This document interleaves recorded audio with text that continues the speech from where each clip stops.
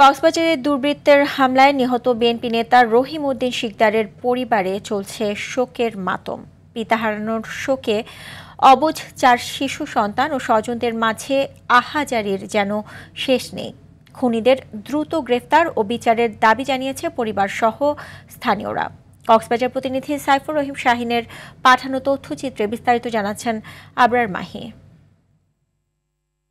জমি সংক্রান্ত বিরোধের জেরে গেল 13 জুলাই কক্সবাজার ভাড়ুয়াখালীর ফাতেরঘুনা এলাকায় দুর্বৃত্তদের হামলায় গুরুতর আহত হন ইউনিয়ন বিএনপির যুগ্ম সাধারণ সম্পাদক রহিম উদ্দিন শিকদার।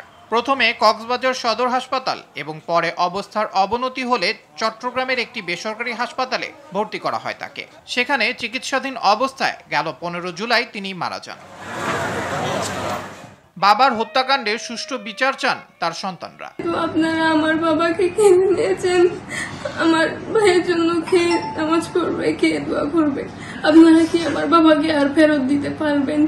আমি এর জন্য দাবি জানাচ্ছি, যারা আমার বাবাকে খুন করেছে তাদের আমি শাস্তি চাই। স্থানীয় জামাত নেতা আব্দুল্লাহ আল নোমান এবং তার জামাতা মিজান, সহযোগী মজিব ও এনামরা পরিকল্পিতভাবে হামলা চালিয়েছেন বলে অভিযোগ স্থানীয় বিএনপি নেতাকর্মীদের। যারা সরাসরি হত্যার সাথে জড়িত তাদেরকে গ্রেফতার এবং তাদের ফাঁসি দাবি জানাচ্ছি আমরা। তারা পরিকল্পিতভাবে আমাদের ভাই বিএনপি নেতা আব্দুর রহিমকে খুন করেছে। অভিযোগ অস্বীকার করে একে ভিত্তিহীন ও অপপ্রচার বলে মন্তব্য জেলা জামাতের আমির অধ্যক্ষ নূর আহমদ আনোয়ারির। আইন শৃঙ্খলা বাহিনীকে সুষ্ঠু তদন্তপূর্বক এই ঘটনার প্রকৃত অপরাধীদেরকে শনাক্ত করে তাদেরকে আইনের আওতায় আনার জন্য দাবি জানাচ্ছি।